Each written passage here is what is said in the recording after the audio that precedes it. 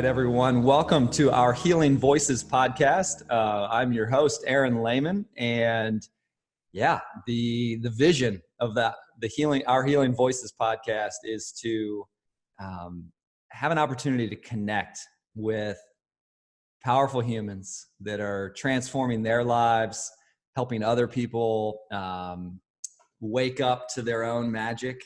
I get excited about these interviews every time I do them because it's the stories. It's the stories that have shifted my world, and it's the stories of these people that I'm getting to interview that have shifted my world. And it's like really exciting for me to have the opportunity to introduce powerhouse life changers in my life. And just allow them to share their gifts and to like speak their voice and speak their truth. So I'm excited to today have my brother Eric Archer from 9 years ago. Eric, we got to hang out at a hippie teen camp up in upstate New York, and I still remember like connecting with you the first night of that teen camp and just being like, I'll be honest, y'all, I got lost in this guy's eyes.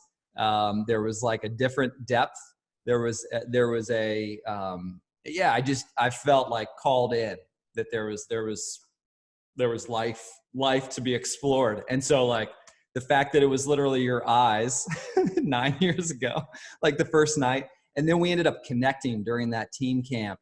And then creating this friendship that has really, a couple words that come to mind are like breath. Number one is breath. Who you are, the way in which you share who you are, and the way in which you create really inspires me to breathe. So that's number one, just like breath. You bring me into breath. And then the second word is, it's like you have this amazing ability to like call out strength in others. Like, and for me, it's like, anytime I hang up the phone with you, I'm like, okay, what can I can create more. I can go, I have strength in here. And it's something about just getting to connect with you is always like, I think it's probably because I'm inspired by your strength and the way in which you're showing up in the world. And it calls me into like, dude, Aaron, let's go, buddy. Like go do the things. So, that's my introduction of my brother, Eric Archer. And Eric, I would love for you to just kind of freestyle here at the beginning a little bit, just on you just recently here in the last 5 months have turned 34. It's true. 34 years old. Give us a little bit of a glimpse, of maybe you could go back as far as you want, or it doesn't have to be too far, but like 34 years, what have been some transformative moments in your journey that have you currently where you are? Like, what have been some of those like transformative moments? You could do 2, 3, 4, and just kind of give us a glimpse into you. Yeah. That's a beautiful question, and thank you for the introduction. Maybe we'll circle back and talk about Omega Teen Camp and that experience too, because it was a beautiful meeting. I think there's so many ways that we can look at aspects of one's own life and sort of point, especially in retrospective, right? So looking back at our lives and saying, wow, that was way bigger than I thought it was. And I love finding nuance that way. And at the same time, there are several really, really large experiences in my upbringing that formed who I am. And of course, that has continued to shed light on who I am now and where I'm going. And so in short, I grew up in the Bay Area of California. I now live in upstate New York, and My mother was born in France and moved to the States when she was 6, but grew up with her parents speaking French, married my dad was a Midwesterner, Michigan, and they moved out to the Bay. And so I grew up in a family that my mom really sort of sculpted the culture. And so, in a soft way, but very holistic, peripheral way, I feel I grew up in sort of this quasi-European culture of my mom really speaking to me growing up. My mom actually passed when I was 10. I'll talk about that in a minute. But until I was 10, we really spoke French in the house. And my father spoke French as well, an American, but he was like textbook French. My mom came from like farmers in France, so she spoke more sort of colloquial, folksy French.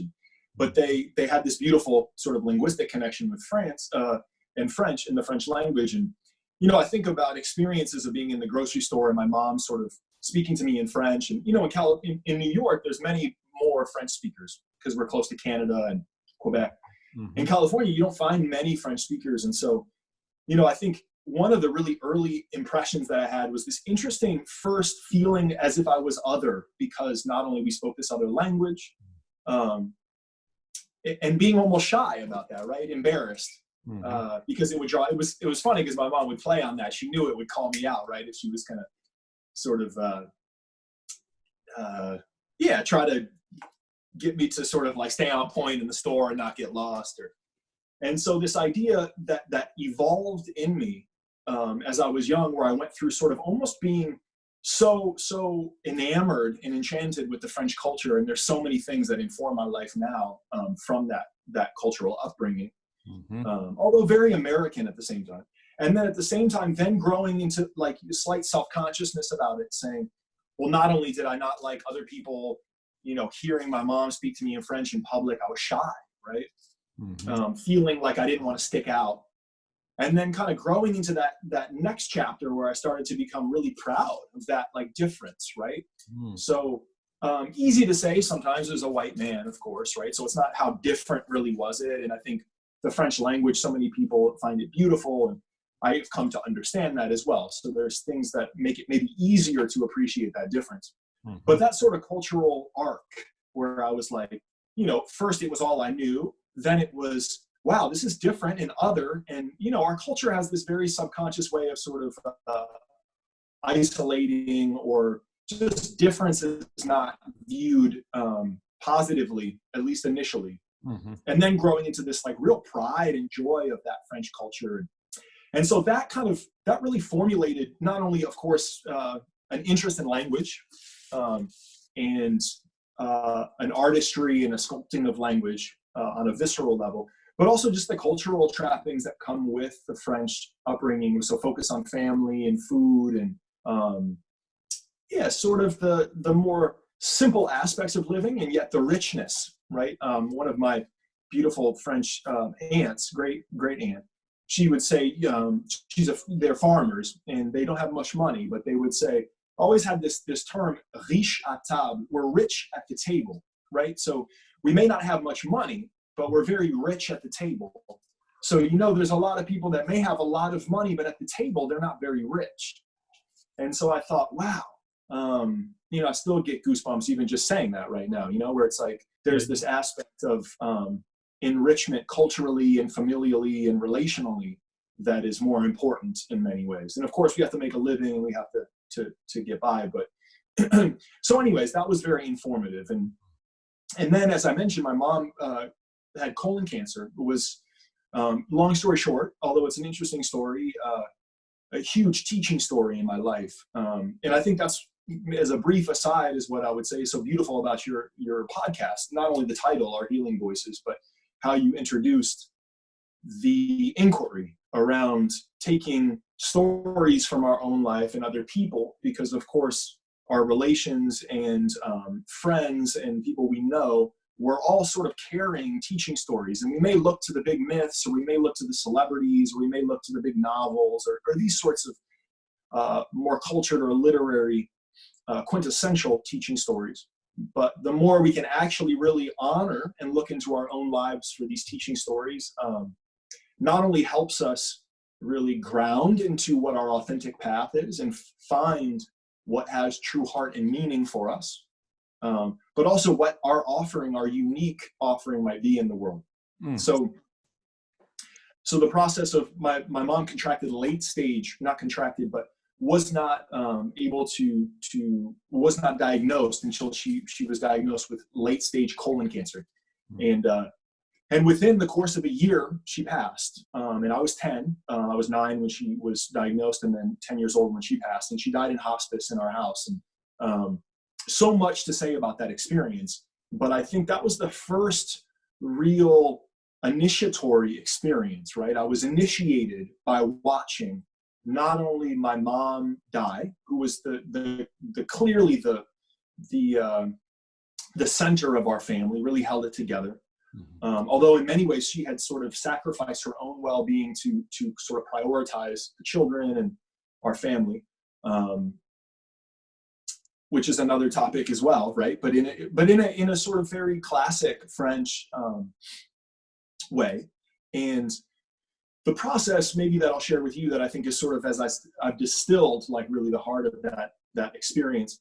And when I say initiatory experience, an initiation, right? Sometimes we can go out and try to seek initiation. We can go on a vision quest, or we can put ourselves through really intense challenges or pain, or test our boundaries, or take risks, or do drugs, or all of the above. Mm-hmm. Often we don't get to choose our initiations. It's harder to integrate. Maybe that's not entirely true, but essentially initiations that we don't choose are that much more challenging and provide that much more truth about how life really makes us who we are. Mm-hmm. And so I really have sort of seen, not that it was clear at all at this time because I was 10 when my mom passed, but I didn't have maybe the vocabulary and the sort of emotional intelligence at the time to really name and identify some of what is happening. But in the 24 years since that's happened, I've been able to kind of distill, 3 really major insights from that experience that have clearly informed where I am today. And the first was really just watching my family who was, quasi-Christian Catholic. I mean, my mom was French Catholic, and her mother was Italian, so had a very sort of, formal Catholic upbringing. We would occasionally go to Catholic church, but it wasn't terribly observant in our house. And my father had grown up more Protestant, but, was much more flexible with that.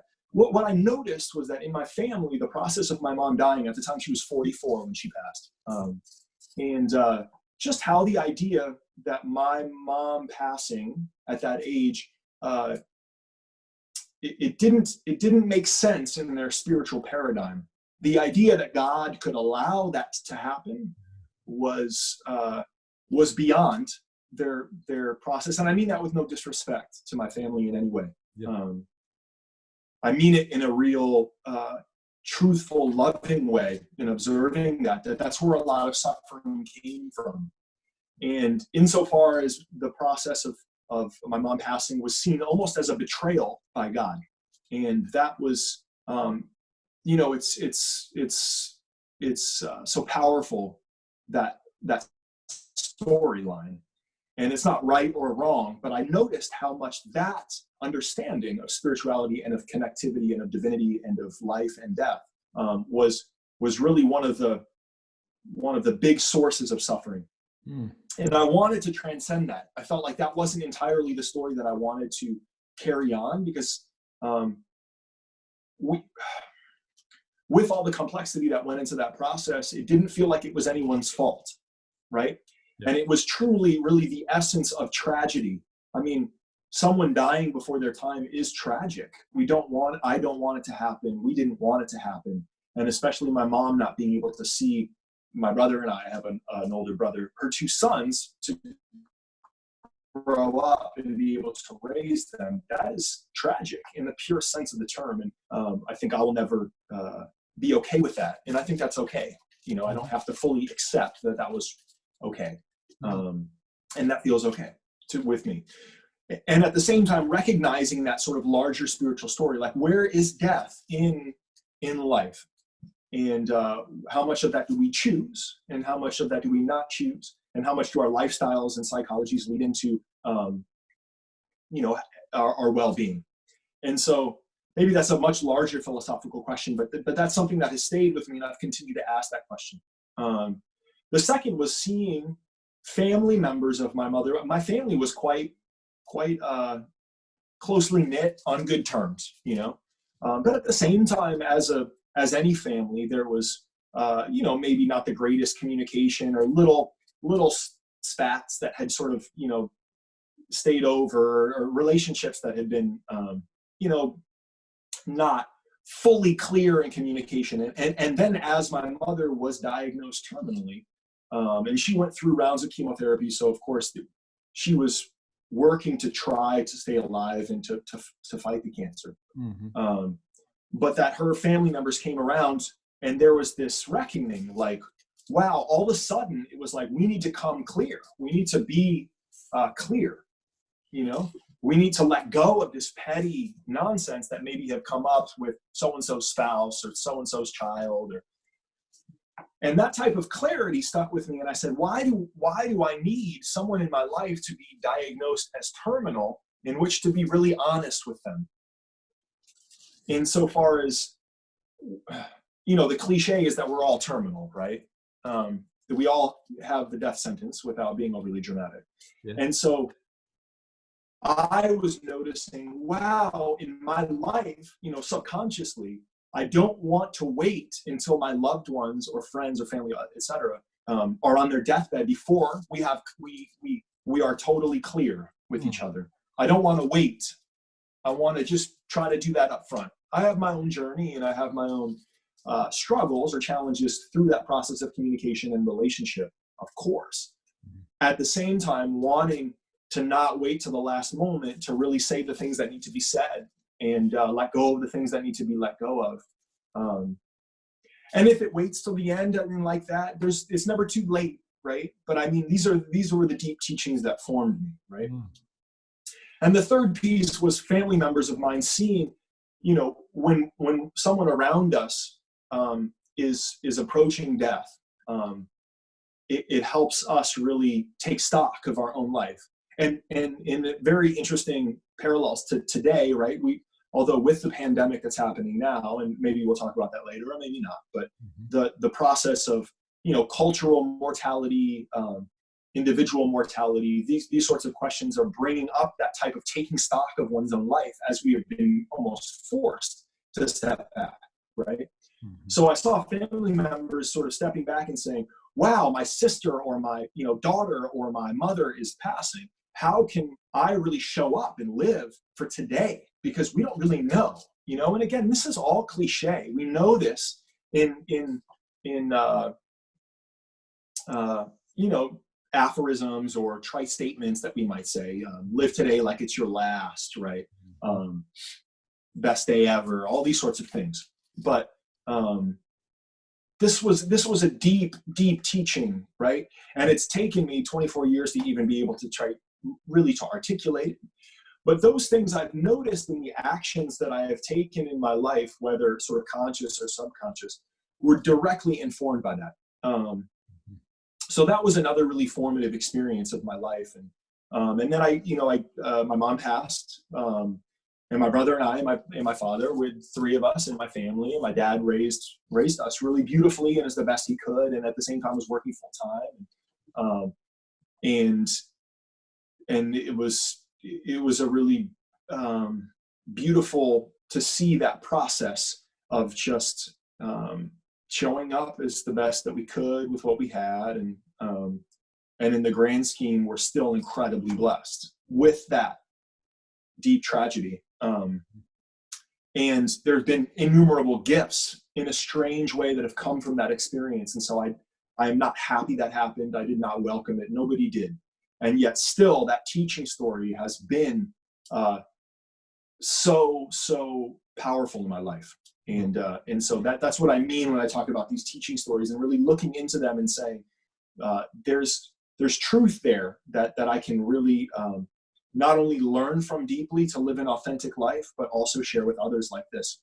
Mm-hmm. And then maybe the third piece that I'll share with you was so getting into high school in the Bay Area, in short, essentially got it's not entirely clear what happened, but I sort of developed some sort of like GI illness, right? So I got sick in high school, at the end of high school, and I had been playing sports, and I could, before that I could eat anything that I wanted. And maybe we'll talk more about this in other facets, but I'll try to keep it concise. But just the process over the course of a year and a half, 2 years, essentially got really sick, developed sort of GI problems, developed lactose intolerance, and went to doctors. They didn't know what to do. My father is such a beautiful, he's a chemical engineer, so he sees health in a certain way, and did the best that he could, but he would really sort of was just sending me to doctors, right? And to say, like, just trust them, they'll figure it out. And doctors were kind of putting their hands up and saying, you don't have anything sort of really serious that we can really identify. So you're just going to have to live, speaking to me. The doctors were saying, you were just going to have to live like this. And in my mind, I was thinking, wow, I don't want to live like this. I know this is not how, I had this deep feeling of like, this is not how it has to be. And so long story short, really was taught through that experience, not only that, yes, I need to go to see doctors and specialists and gain insights from their experience and their knowledge, whether clinically or anecdotally, all those parts, but this real truth that our own healing journey is our own responsibility. And as challenging and as scary and as uncertain that journey can be, there's a very interesting, subtle way that we can surrender that responsibility.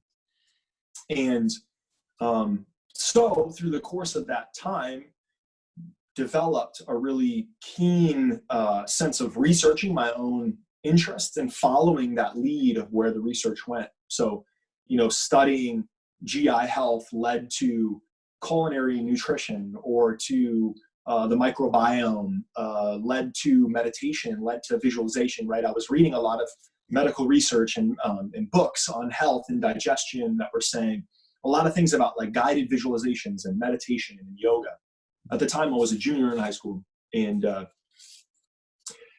so that really sort of I was, and then I ordered a DVD off the internet when, that was like early in the game, So that process not only sort of was me was showing up for myself, but was following that thread of interest and research in ways that had a faith or had a trust that I could hold the keys to my own healing. And it certainly was a process, and it certainly took time, but that was also another huge initiatory process. Of course, I didn't welcome it in. It was incredibly inconvenient. And at the same time, it really has formed who I am today. And I'm consistently drawing insights from that I can, I don't think that experience can ever be exhausted of insights. And of course, the truths there are continually playing out in my life as I continue to see food as medicine, as I continue to really look, sometimes outside of myself for answers. And then I'm always turned back to how those outside answers or questions lead me back to this self-inquiry. So that was a little longer than I thought, but I think that's really sort of core pieces that led me to maybe that next sort of chapter of synthesizing those early experiences in ways that inform everything I do today, although I may not speak about them as lucidly or explicitly like we're speaking about now, which is in so many ways so nourishing for me to talk about them in this way with you. Thank you for sharing. Yeah, thank you for dropping us in. Thank you for dropping everybody in on those stories, because that is like, that's beautiful. It's just, I just want to keep learning. I just want to keep listening to you. So keep going. So now you're in Rosendale. You're one of the coolest artists that I'm connected to. I'm serious. Like every time I see anything, see one of your art pieces show up on Instagram or something, I'm like, oh my goodness. Like, and then I've been really blessed to, you and I hung out in Amsterdam a few years back and getting to connect over there, and just your art and playing music. And we went to Joshua Tree and listened to you play music. And I'm amazed at your, like, just all that you're creating. You were out here a year and a half ago, and your poetry is like, I mean, amazing. Anyway, so I just like, so it's fun to get this, like, those pieces as a backdrop to, like, know, like, who you are, like how influential those pieces are on how you're creating today. Anyway, and I mean, I could keep going, but like from meditate, like you're teaching meditation and anyway, so share a little bit about what's currently like inspiring you creatively. Like what are you excited about right now as you're creating? And tell us a little bit about your art, that you've been, because if I've seen anyone commit to doing the work, like I've just been grateful to watch you. And I think, like, that's why I said at the beginning, the strength, because I see your just diligence, day-to-day diligence at, like, cultivating and strengthening yourself and your talents and your gifts. It's super awe-inspiring. So I don't know if you could just share a little bit about what's inspiring you right now, creatively, professionally. Sure. Yeah.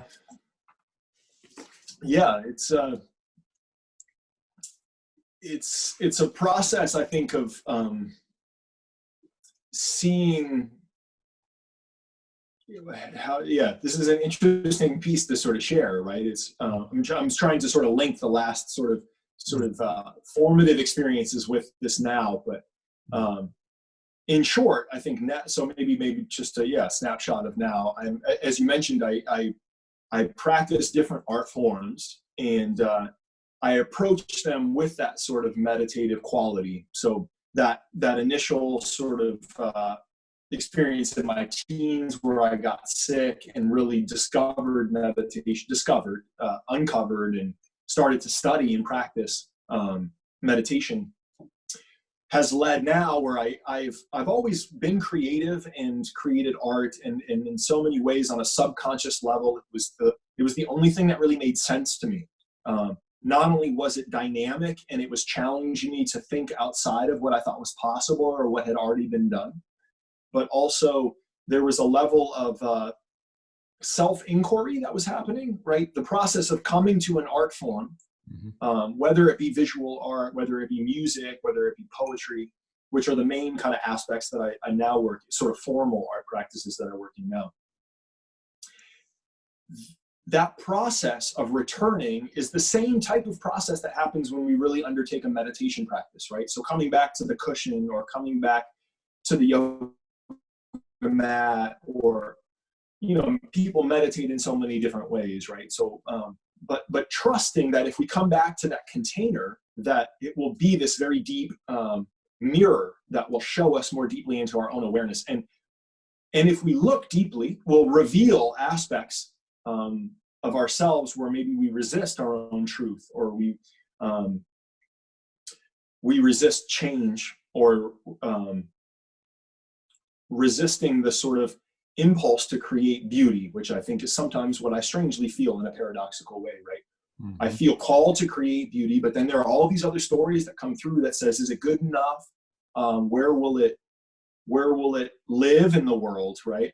And so how I'm working now, currently I'm a wood carver and painter. So you see some of the kind of works in progress behind me in my studio, and the music that I play is sort of a combination of, I started playing fingerstyle guitar and doing singer-songwriter stuff. That was kind of the first love and the first instrument.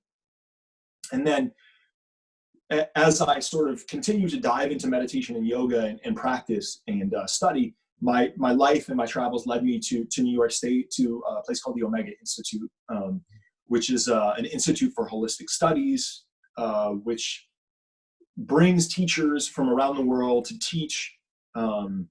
It started as a Sufi community, but very broadly speaking, and then expanded to yogic and Buddhist studies. And then now, this is, almost 40 years.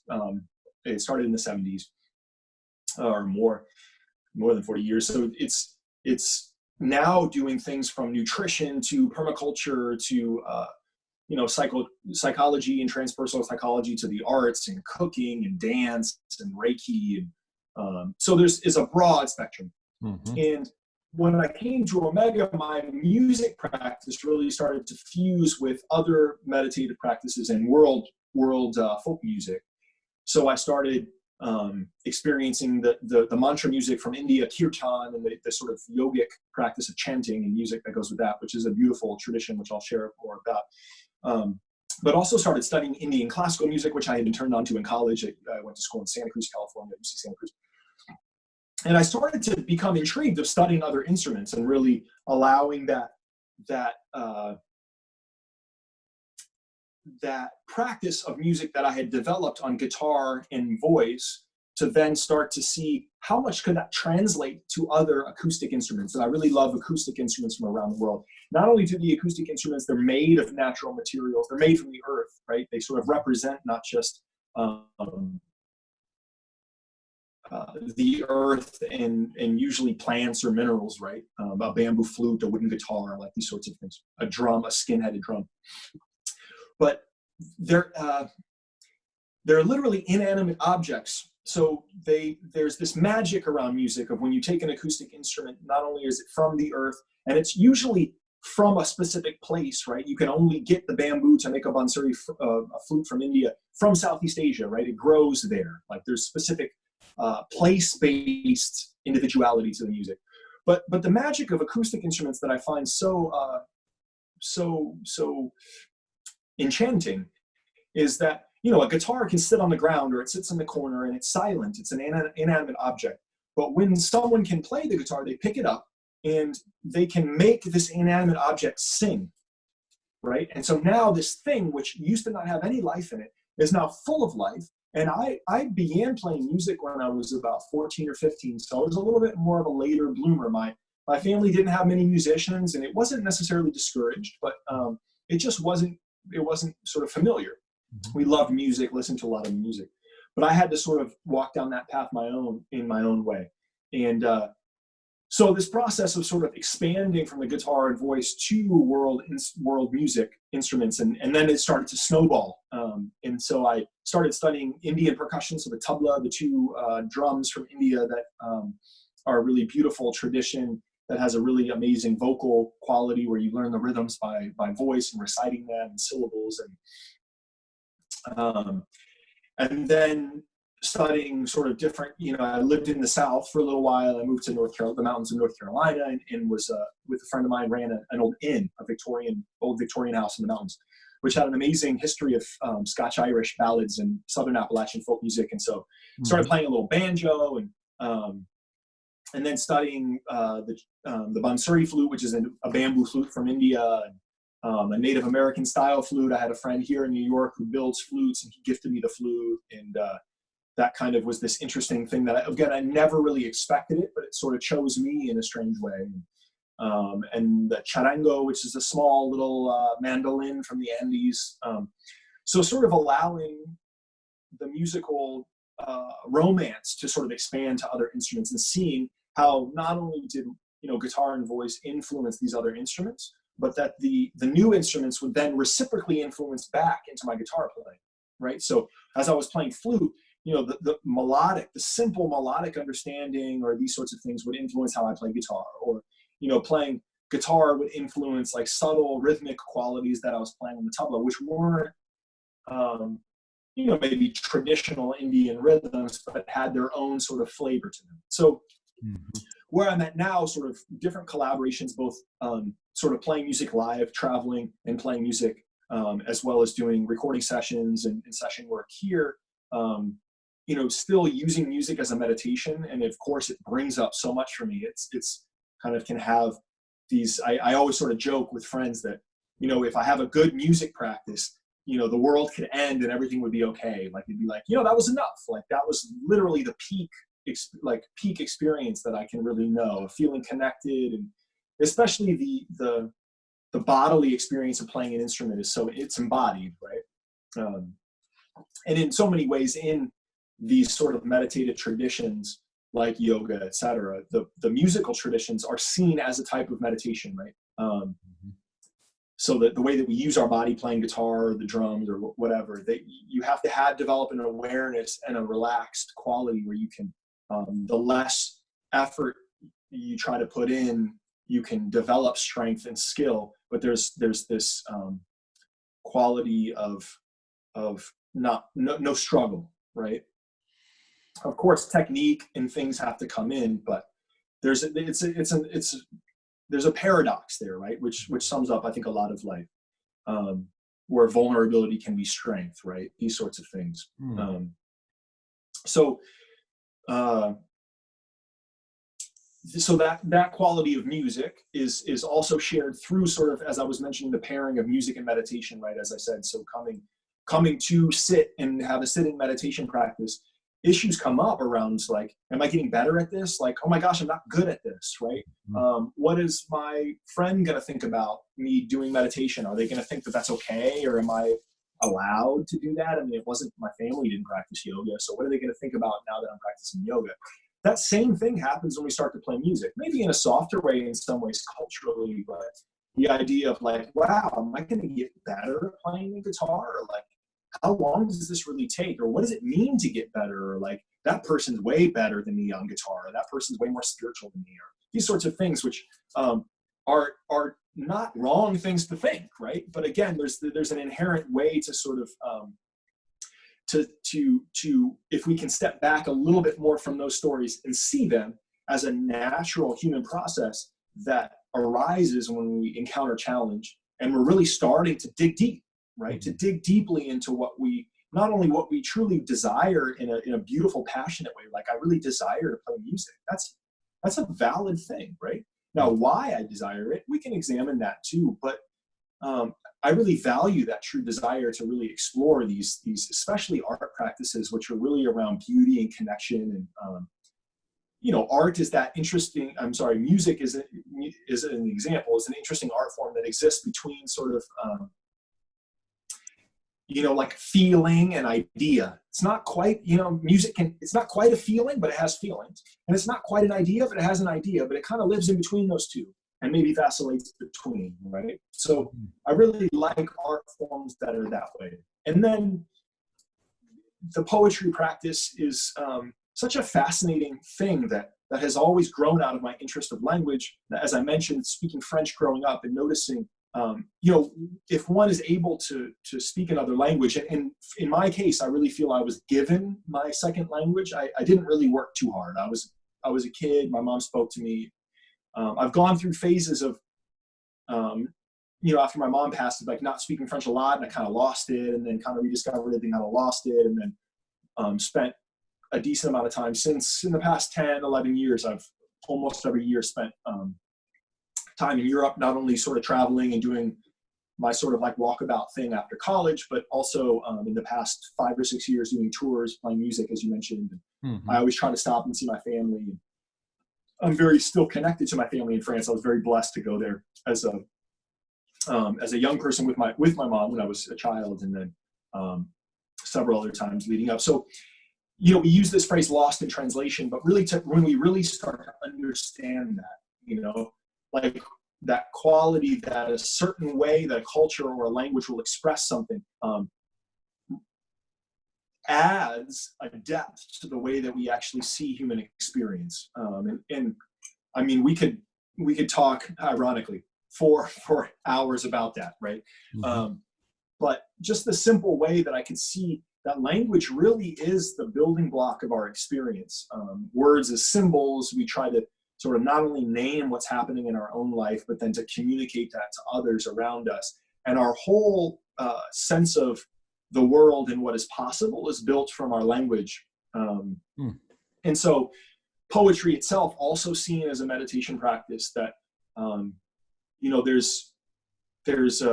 there's an aspect of poetry being a quality of sort of speaking our own truth out loud, right? Sometimes we can hear ourselves in moments of real quiet or real insight or reflection or peak experience, can see or hear rather our own authentic voice come out, and we hear ourselves say something that is so true in our own experience, right? And it's so beautiful and maybe touches something about the human experience. And again, language being something that we're always sort of pointing at truth, right?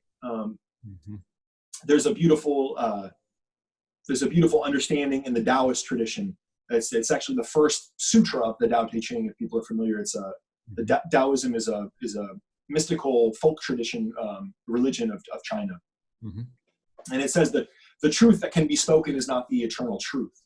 The Tao that can be spoken is not the eternal Tao, is not the true Tao. So this idea that language, and we probably all can know this, we can never quite fully say the truth. And that's kind of the beauty of language, right? And so all we can really do is point at it. And language is almost like how artistically can we point at the truth in a way that can never quite say it. And that's why the same themes can be revisited through poetry over and over again.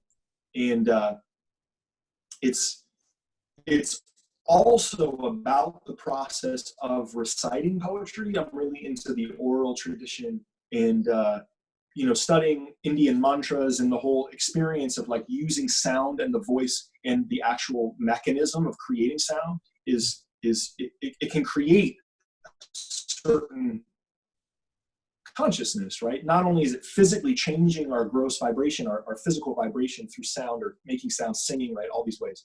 But poetry is an aspect similar to speaking prayer, right? Or to speaking affirmations. They're all summed up in poetry, right? Poetry is almost a larger umbrella term that can encompass mantra, it can encompass prayer, it can encompass affirmations, it can encompass just a kind word, right? Or an insight. So those aspects are all sort of the practices that I have. And, there's a delicate balance between not spreading oneself too thin as an artist, right? Not having too many facets of interest. So it's like, is it the jack of all trades and master of none thing? And I don't necessarily subscribe to that, although I do believe that the different art forms inform each other. And there is something to be said about going into one thing very deeply, but the process of creating beauty through arts, whether visual, sonic, and sound and music, or through poetry and words and stories, right? Poems being sort of really concise stories and can really communicate something quickly. Being this process of my own spiritual evolution that has seen that, less and less am I really excited about trying to lecture people on philosophy. I hope this doesn't sound too philosophical, although I appreciate philosophy, right? Yeah. But arts can really communicate much more quickly. And so can almost transcend that piece where we're not, I can show you a PowerPoint presentation on a philosophical doctrine or an idea of meditation, but until you actually experience that meditation technique, or you hear the song that gives you goosebumps and reminds you of that real deep love that you have for a place or a person or oneself, or the uncertainty that exists in life, and yet still the strength to meet that uncertainty. These are things that art can communicate almost instantaneously, where we're not so focused on logically understanding it's a transmission. And so where I'm currently at is constantly practicing those art forms and trying to get them into the world, both formally and informally, showing art and having art shows and doing that sort of professionally, and trying to and succeeding in modest ways, and musically touring and playing music and succeeding in modest ways, and with poetry, reciting poetry and finding it very connective for myself and with the world. And so those aspects, of course, there's always this other dimension of how to share it more broadly, or is it going to be something that I try to do professionally and make a living from? I think it's both. I like that it has that edge of being professional. And then I also appreciate that I can sometimes approach it without needing it to be something that makes me a living. And so those infuse all the other pieces, working with meditation and yoga and teaching, as well as nutrition and other cooking. I mean, that was sort of maybe the middle chapter of my life, moving through really doing a lot of cooking and food as medicine, and growing out of my own healing journey. Food and culinary arts, of course, very artistic. And so that's sort of like maybe a broad smattering of what's happening, and constantly always growing in those aspects, and constantly always challenging myself and feeling challenged by undertaking those artistic paths, because it's a challenge to step into that realm on a daily basis, and it can be very it can evoke a lot of questions. Yeah. So Yeah. in a healthy way. Yeah. Yeah. Well, say a little bit more on just, because I mean, obviously when we get to connect on the phone or whatever, and like, or right now, I just, to me, the thing that I always get excited about, I always feel like your work, both just you sharing plus the art you share, the music you share, takes me into like infinite land. Like it takes me into like, and like I was blessed to go listen to you when we were in Sweden a year and a half ago, and got to listen to you and your musical partner Prema, right? Or you guys kind of do joint stuff together, and like I got to be a part of one of your evenings, and was like, it's just infinite. Like to me, it like connects me to, I was listening to Thich Nhat Hanh yesterday, and he's working on sitting with a journalist up, out on a porch, sipping on tea, looking at the blue sky, listening to the trees. And at the end, the journalist was supposed to interview him, but they got to the end of this like tea time, and they had not done an interview. And the journalist looked at Thich Nhat Hanh and was like, "I've seen the blue sky for the first time." And it was, and I feel like the work you're offering, the work you're sharing with the world is that. I mean, it does that for me.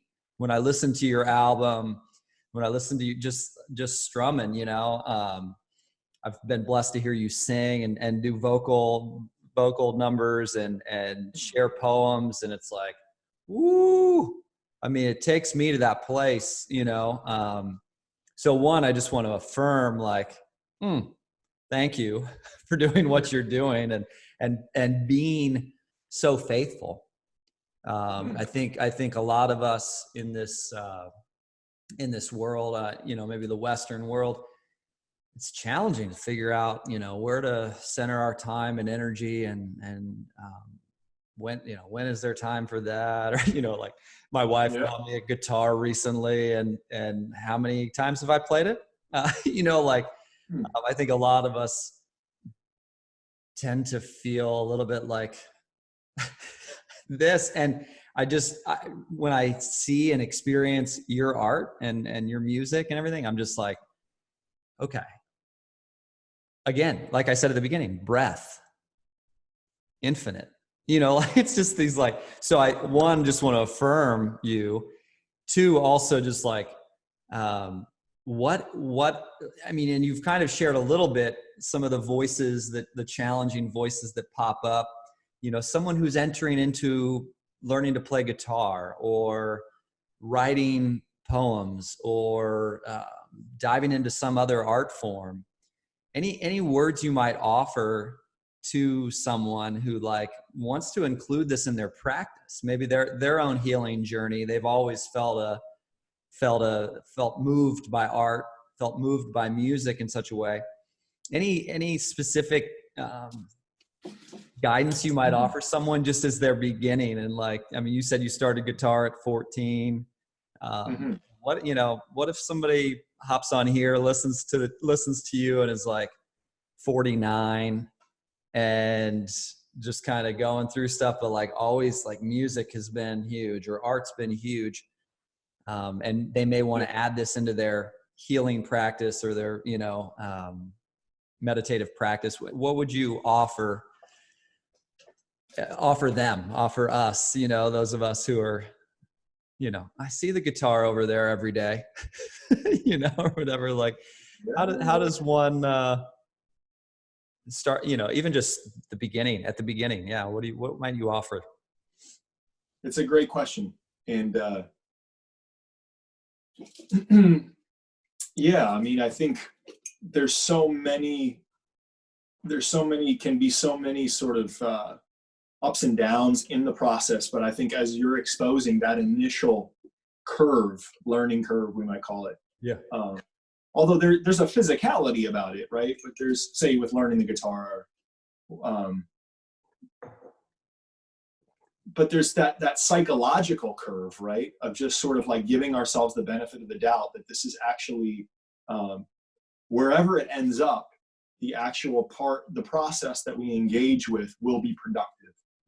And so what do I mean by that? I mean, remembering that the actual process of getting into that mind state is educational for us. And I mean that in a really deep way. I don't mean it in a superficial educational way.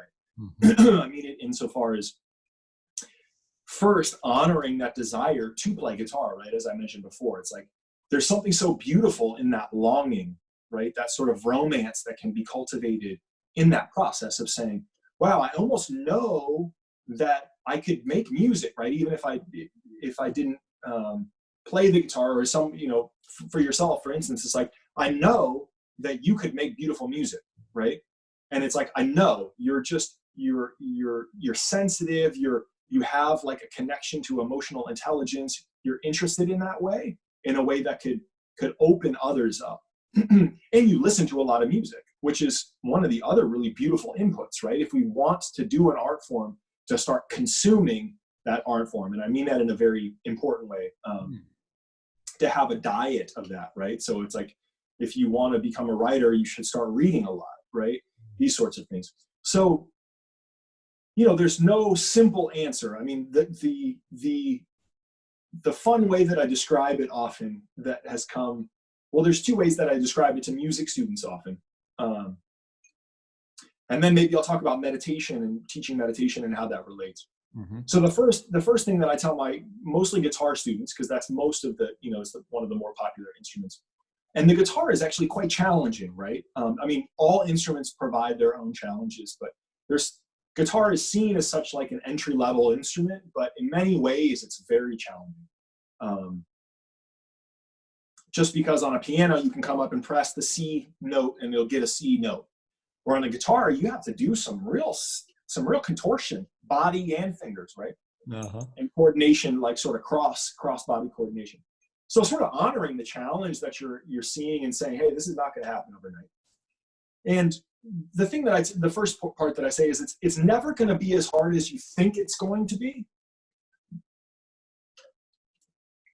but it will take longer than you want it to take. So you see that? There's a paradox there, right? Like, it's never going to be as hard. Like when you're in the midst of learning something for the first time, you're like, this is literally insane. I could never do this. I mean, a personal example, right? I study with my teacher for the Indian drums, the tabla. For people that want to look it up, it's spelled T-A-B-L-A. It's like table with an A at the end. And my teacher is an amazing musician, Indian man, Suryaksha Deshpande, and he lives in New Jersey now, but was born and raised in India. And I'll go and anyways, there's so much I want to tell you about that experience because it's fascinating. But I'll go and he'll teach me a new composition, right, for the drums. And when he teaches it to me, I literally cannot do it. I'll be in front of him, and I've been studying now for almost 10 years, and it's almost embarrassing. I mean, it's not almost embarrassing. It is embarrassing. But I've come to actually know that that's the process. So I literally will not be able to do it. I mean, someone could say, here is $1 million. If you just do this composition, you'll get $1 million. I wouldn't be able to do it. Like there's a gun to my head, anything. It's just, it won't happen, right? Yeah. And so what I have noticed is this amazing quality of the human body and the human mind with just, and I'm already seasoned, so I play music. I have a musicality in my body, but how quickly within 2-3 days, if I just dedicate 1 hour or not even. Now, again, time it's not a formula, right? But if I show up and I look directly at the composition, and I mean that in a metaphysical way, like I spend time just looking at, I'm not looking away, not picking up my phone, I'm not distracting. I'm just looking at it and I keep looking at it, right? If you want to memorize a poem, it's like you look at it and then you try to say the first line. And no, I don't have it. Look at it again. Okay. Oh man, it's so hard. Just look at it again, right? So it's like, just keep looking at it. Trust that it can happen. And it's really like, where is that belief? Is the belief that it actually can happen? Or is the belief deeply that it actually can't happen? So which will win? Which will prevail? So just in a matter of day or two, what was literally physically impossible for me is now possible. And you know what? I could get that $1 million if someone put it in front of me in 2 or 3 days. And I say that, I mean, it's maybe hard for people to connect with that example, but it's something that is constantly astounding to me, because every time, and there's this progress with studying that type of music, the percussion of India, where my teacher almost does something exactly that he knows is going to be so hard for me, right? But if I just spend a little time with it, it'll click. And so it's never going to be as hard as we think it's going to be, because I would think the first day, oh my gosh, this is going to take me a year to get. But it's actually only 3 days. Now, of course, I continue to advance, and it's not done after 3 days, but I'm able to play it, right? Mm-hmm. The second piece that I tell, so it's never going to be as hard as you think it is, but it's going to take longer than you want it to take. Mm-hmm. And that's actually that part of that beautiful romance that can be cultivated around the longing, right? And there's so many poetic or spiritual analogies to this type of longing, right? The separation from what we actually think we want is the arrival, right? It's like that's actually the feeling of the awakened state. Say that again. Because often we get to that destination and we thought like, all right, well, what's next, right? Or like, I didn't think it wasn't cool as I thought it would be. Or a friend of mine was just telling me yesterday about this, the rapper Mac Miller. I don't know if you know this guy. This is going to be a random analogy, but he said, I didn't know becoming famous would be so lonely, right? So we think like, if we became famous, then everybody would love us and we have so many friends. And ironically, there's this paradox where it actually, and that's maybe not the best analogy, but often the destination is not what we have dreamed it up to be. So remembering that the actual process is the destination, and of course that's cliche as well, but it's true. And to remember that in these moments of challenge, and to almost revel in it, almost to like savor it, to be like, this is what it feels like to not quite be there, but I want it, but I really want it. Not for somebody else, not for a bunch of money. I just want it for me because it would feel really good. It'll be harder than you want it to be, but it won't take as long as you think it will, right? So that process, when you do show up with diligence, that it actually starts to come much faster than you thought, but you do need to put in the diligence. So again, easy to say, hard to do, but with actually showing up, it will show that truth. I have come to know. Yeah. The second piece around music is that there's aspects of the music practice that will continue to sort of show you how much you have to learn, right? So once you reach the first stage of accomplishment and you can play your first song, it actually metaphorically will just show you more how vast the ocean of music is. So knowing that actually is really inspiring, but it actually can be discouraging as well. So the process of like arrival never quite ever happens, right? And so honoring that, in that knowing that with each stage, don't get too hung up on your accomplishment, because at the same time, there's this other piece where your sight is more vast, right? So you say, okay, I know what the A minor to C major chord change is, and wow, it sounds really good, and it's beautiful, and I never thought I could do that. But now I see like, wow, there's 100 other chords that I could play, or whatever, right? So this type of analogy of that process. And within this whole practice of music, there's this other truth that I've come to, which is essentially, knowledge is power, but it's not action, right? So this maybe feeds into both the first and the second pieces. It's like, just because I know more and more music theory, just because I know more and more like hacks to get music to be faster, it's not actually going to do the work for me, right? No, we need to be efficient, but knowledge is power, but it's not action. So knowing that the action actually is what is the process in motion, right? The process is the method, right? The part of it going all wrong is actually the part of it turning out right. But you have to get through that wrong part where it's like, oh gosh, I can't really play it, but that's actually it becoming right. Understood? It's like, this is where you see, now you're seeing into my world a bit of how I'm seeing the art practice in a paradoxical way, sort of reveals these aspects of life. Now, of course, it reveals it in a very safe way, relatively speaking, right? I'm not base jumping, or I'm not skydiving, or I'm not driving a motorcycle at 100 miles an hour or whatever. So, and the meditation practice and the yoga practice can be that way. We can have a safe container where we test these boundaries. You know, in music and such, we're almost testing our psycho-emotional boundaries. Like how far am I willing to go? How humbled am I willing to be? Because of course, as we get older, we usually tend towards things that we're good at. I know you and I have spoken about that before. Yeah. And it's embarrassing as an adult to, I put adult in quotes because it happens to people of all ages, right? And I'm not quite sure if I'm an adult. I mean, sometimes. Child at heart, I guess, is the truth. So as we get older, there's less and less of a tendency for us to even want to be in that uncomfortable, uncertain place of not being good at something, because it's scary, and it challenges our stories of ourself.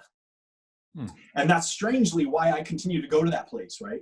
Because it's so deep. The well is so deep, and so that's maybe the sort of initial. That's maybe more philosophical, but the part about music, as you were sort of, to go back to your original question, and maybe gives just some more worldly aspects, it's really sort of finding a routine with it as well, and knowing that eventually that routine might fall away, but if you can set up a routine, there are aspects that will just happen based on the truth of doing something every day, right? If you show up and you just write for 1 hour every day, it can just be total nonsense for a while.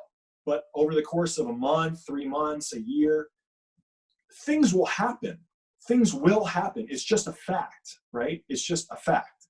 So, and some of the greatest writers that I have known or studied or researched, I was just watching a beautiful documentary on Toni Morrison, the author, the amazing American novelist, and her practice of, she just lived south of me here on the Hudson River, and her practice of getting up at 5 a.m. every day and writing, and just that practice itself, that was the only way that she was ever going to produce anything. And then, because she had a full-time job, she had children, et cetera, early in her writing career.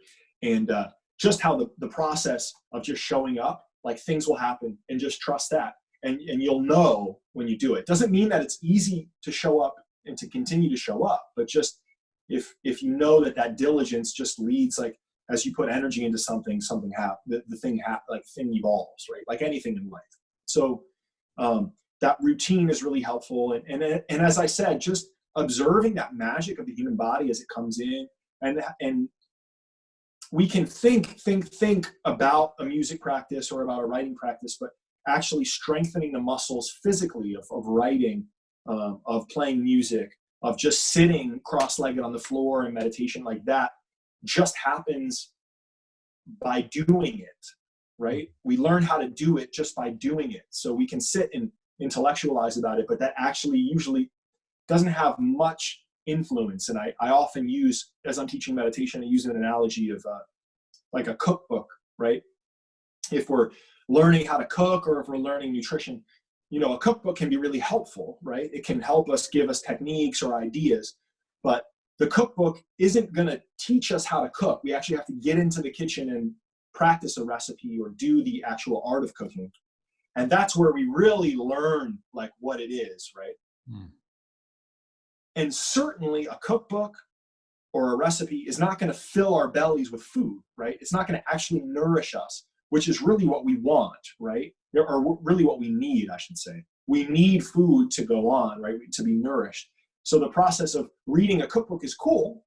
It's helpful, but don't forget that it's actually just this more refined, knowledge-based thing. So meditation as an example, again, well, I can read 100,000 books about meditation, but if I don't do the practice, I'm never actually going to learn what it's like. And I certainly, by reading the book, am not going to get the benefits, the food in the belly from the meditation practice. That will only come by doing it, right? So, and my deep, like, heartfelt connection to your question also is like speaking to those embarking on the creative path is, it's not going to be easy, but it will be worth it. It will be worth it.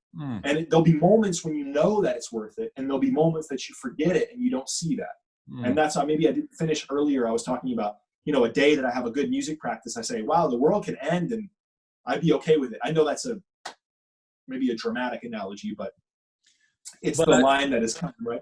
But it's I feel it when you're saying it, you know. I feel it in my, and worth it when you're saying that practice is it's not going to be easy, but it's worth it. I mean, I got chills all over my. Yeah. And that I don't mean to trivialize that comment around the world could end. I mean, actually, let me revisit it. I mean it very seriously, meaning that I feel a level of fulfillment of my life in those moments that my life could truly end, and with no overstatement, I would not resist that process. You know, I would feel a summation. I'd be like, I feel complete, which is a rare and delicate sentiment in today's times and at any time. And then at the same time, if I have, you know, maybe to show the truth of it, if I have like a challenging music practice where I get into my head and I'm really not present, and it happens for sure. Luckily, I'm usually more the former, right? More feeling good about it, or it's productive, feels productive at the very least. But if I have a bad music practice, wow, it can really send me into a spin of like, what am I doing this for? Have I been wasting all my time? And I think that never changes. I had heard a very, very well-known musician, John Medeski. Is a very, very accomplished, beautiful musician, jazz musician, improvisational jazz musician, lives in this area, John Medeski. And I heard him speak earlier last year, and he was talking about one of the, not only does he still get in his head all the time, and the guy's, you know, won tons of awards and is probably has, you know, quite high level of economic success from music and is seen as a virtuoso and just a legend in many ways. And that he still gets in his head. And he told this one beautiful story about how he was in a recording session with his band, Medeski, Martin and Wood, and essentially he was doing this take with his band of this piece that I can't quite remember the title. And he was in his head the whole time, just like really toxic, coming up, like just like, who do I think I am? Oh my gosh, I'm such a fraud. And this is while it's happening, right? And then the take ends or whatever, they finish it. And fast forward, you know, like not only the engineer, the rest of the band loves it. It's his favorite piece on the album now. He won some awards for it. So there's this idea that, like, you know, remember that we can tailspin in this way, sort of psycho-emotionally, around the value, maybe often that comes from projection, or projection of what others think about us. That's where we can get into this uncertainty around it, but that we never quite really know. And I know that too. I mean, I've had performance experiences live or recording sessions or whatever, where I have been in my head or afterwards just felt like, wow, that really, I did not do well there. It wasn't that great.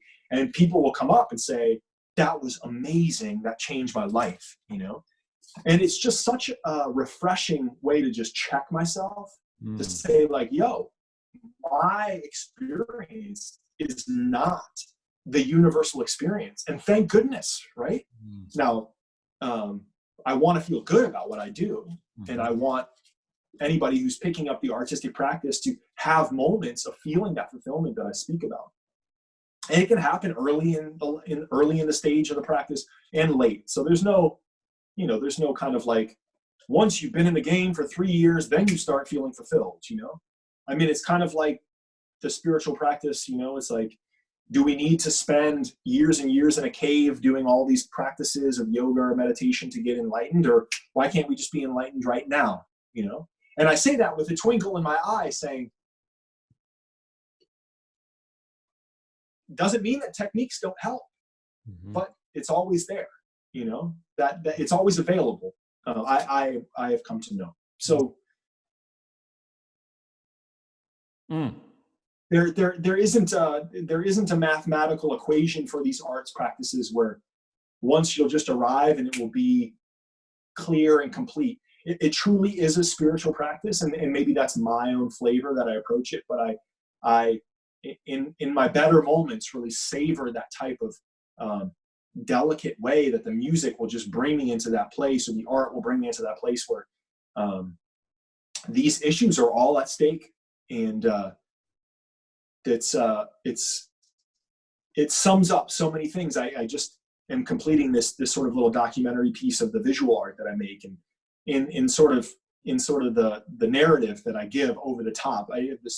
The opening phrase of the film says, to undertake the artistic path is an act of faith, a nod to fate, a leap of free will. So there's this thing, it's an act of faith. You have to trust. Now, we often think that will come with this leap, right? But so it's an act of faith. It's a nod to fate, right? Because if you've wanted to undertake an artistic path or a musical path, there's something inside of your own intuition that knows that is a friend, that is a place that lives within you, that you have an affinity. So it's a nod to that. You're looking at your own truth and you're saying, hey, I see you. I see you. Will I do it or not? I don't know. Well, then the next phrase, a leap of free will, right? We're familiar with the leap of faith. Oh, we leap. It's a leap of faith. No, you got to choose to do it. And that's the part that's, of course, there's faith within that leap. I mean, this is all playing with the language, of course, right? But it's twisting that to say you have to continuously, every time you show up to play music, to practice, or to do your meditation practice, you're choosing to leap. And there's faith there, and there's fate. And we create those things, and they all are present, right? So ooh, I love that. Yeah. I love that. So share briefly on, or not, I mean, well, we want to connect people to your work. We want to connect people to, so I'm going to be sure to share your information, where people can find your music, where people can follow what you're up to, potentially hire you to come play music at some, events, wherever they are. And, or choose an art piece that you've created or whatever, how could people connect to you? Where would be the best avenue for someone who's watched this or listened to this and is like, ooh, I want to lock in and get to know Eric more, or I want him to coach me and guide me, or I want to hire him, or I want to check out his album. Anyway. Sure. Well, how Yeah, I mean, the easiest, I have a website, ericarcherarts.com, which started as my visual art website, but I've put everything on. I've started to put everything on there and just sort of updating that. I do the Instagram and the Facebook thing too, so they're all sort of linked in through my website there. And yeah, the aspects of sort of sharing more and more of the artifacts is something that I'm consistently trying to practice myself, as you know, and are so encouraging of. But the website is easy. I mean, you can write me an email through there or message me through there, as well as Instagram or Facebook. And I check them, frequently. And there's constantly things being updated there. And what I'm working on now, I mean, the winter is usually, and is, as this winter has been, quite productive. So finishing 2 albums, one with my friend Prema Mai, who you mentioned, some of her work, premamai.com, and we toured together. And that's a beautiful, maybe other side story we'll get to in the future, but around mantra music and my meeting her and us working together, just really learning deeply from that tradition of devotional singing and chanting, and the healing quality of that. So we're finishing an album that will be both of some of our mantra music, which is sort of ancient Indian mantras with kind of world folk music. And then some of my poetry on that album. And then I'm finishing another album, instrumental album, with a cellist that I play guitar with named Calico Duo. And we're finishing an album of our work, sort of contemporary classical, new American music. It's sort of very Americana meets classical, and then, you know, sort of modern percussive stuff I do on the guitar, and very, very beautiful. And my friend Daniel is an amazing musician. And then, as we've spoken about before, this kind of journey for me, songwriting, has really, I've taken somewhat of a hiatus for the past decade, really, as I started to study more world music, and I have, in the past year plus, starting to write songs again. And this, I'm approaching a time where I'm now ready to start documenting them and get things sort of down and recorded. And so those will sort of be coming up, as well as I have some material that's basically ready to sort of record and dress up a little bit, trying to figure out my production means of like how elaborate I want it to be, or just how stripped down. So that, stay tuned for that, also on the website, ericarcherarts.com. And that's, my own, I mean, to be totally frank, that's been on my growth edge as I synthesize, right, that poetic practice with the musical practice and showing up. And I've always really loved that connection between music and poetry, which songwriting can be.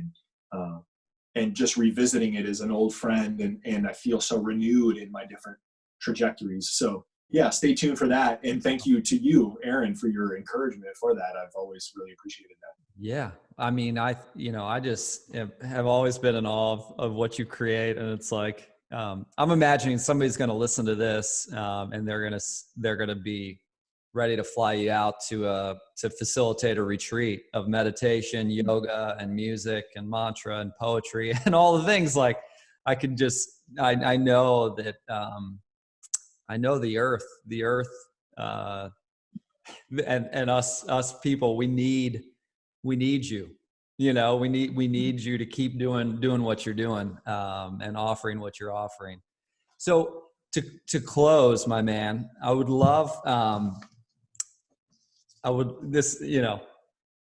one, I'm just grateful. So thank you so much for joining here. My closing question is, you've got a room of 10,000, 20,000 people, and you've been invited up onto the stage, and you've got a handful of time, you've got time in front of this group. And if you were to offer a couple, just 2 or 3 like offerings, 2 or 3 wisdom, like pieces of wisdom that have been critical for you. And we've gotten a lot of that through your words thus far, but like, you've got the mic, and 2 or 3 pieces of wisdom that you would invite others to consider, invite other, that are on this healing path alongside you, with you. Yeah. I mean, you've given us a lot of the, nuggets of wisdom throughout this whole interview. But if you were to just be like, here are a couple things, 2 or 3 things to invite people in to consider. Yeah. It's a great question. Well, maybe I'll say a couple things, and then I'll recite a poem for you, because that will sum up some of my truths and kind of reveal them more closely. Mm-hmm.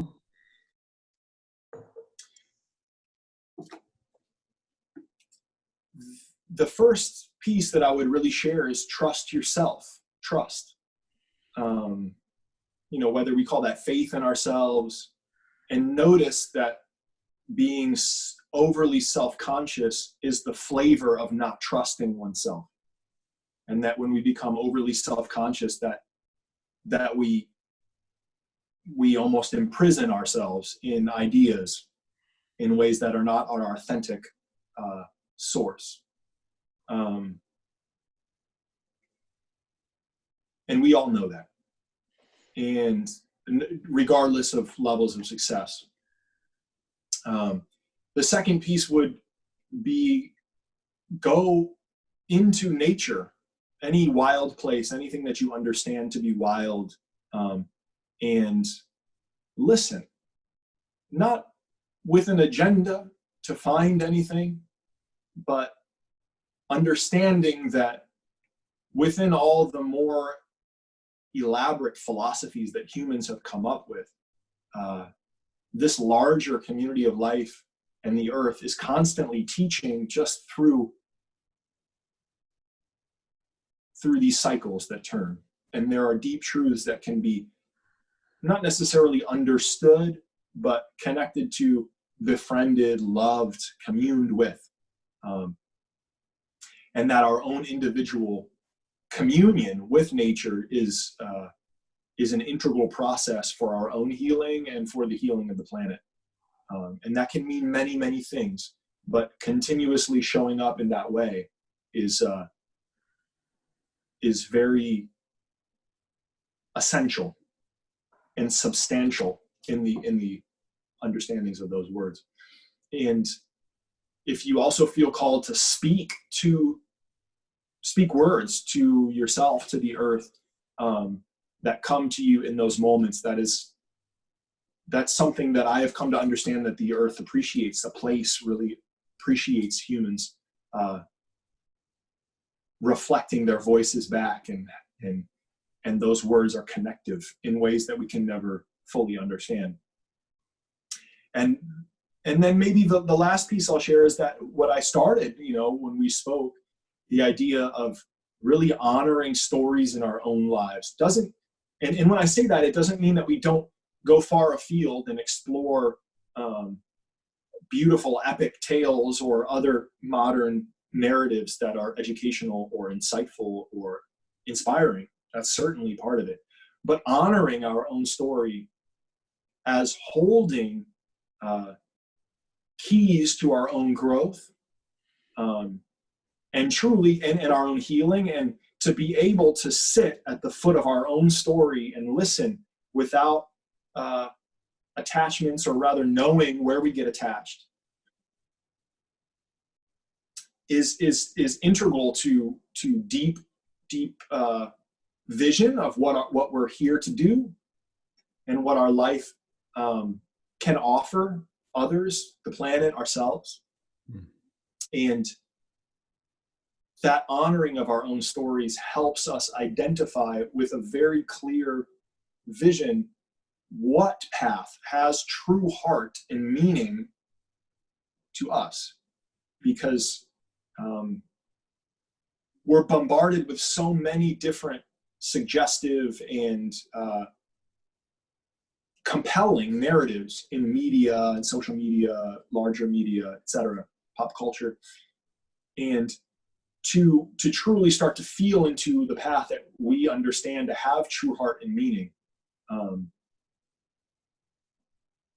that is what I believe to be at the essence of the spiritual practice, self-inquiry, as well as this experience of our precious life. And as I think you mentioned so beautifully before, I mean, these times in the world is really calling for that, not just for me, but from all of us, right? And I so beautifully see this podcast that you're doing as part of that journey for you, and it's so clear.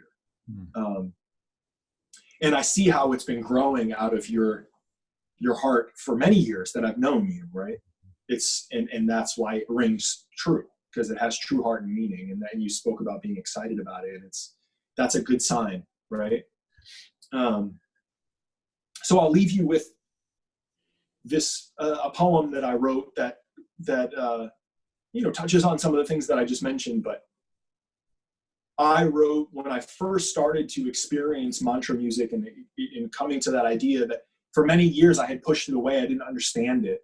And, and so this poem is about that sort of coming to open to the unknown of things that we don't entirely understand, but there is that nod to fate, right? That thing that this is familiar, and even if it seems foreign, let me spend time with that without an agenda, without worry if it's wrong or right. Just how can I really give it a moment? And at the same time, it also points to the fact that we live within these larger stories that are constantly teaching us. And so, yeah. I have taken 108 oaths of silence, only to awaken in the night, whispering a chorus of your names. Underneath the hallowed drum beats the heart, feet from pulsing inside palms, open lines, midwives to surrender. I don't know. I must. Yes. What do you understand of me? Teach me. Name me, it will form thee from the sound up. As disciples of let, prophets of breath, no longer dependent on the dropping of diaphragms in debt. So the chains are the key. One note, a symphony, to seek a seed syllable reseeds.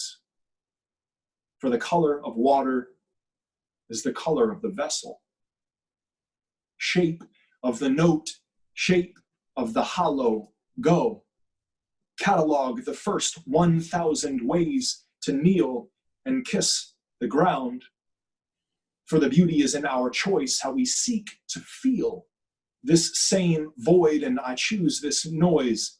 I scream your names with your voice. So can you let go of your past all at once? No more game of the zero summed, the closeness of the one, parentage of the two, pyramid of the three. For we cannot simply be stuck in the body. More is told. The body is within the soul. All at once.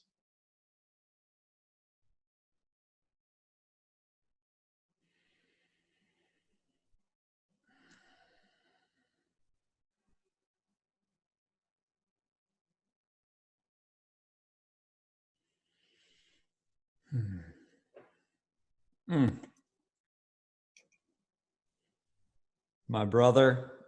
Wow. Awesome. Awesome. Awesome. Okay. Well, once again, man, just so much gratitude for you and My great pleasure. Yeah. Super grateful. So appreciate the invite.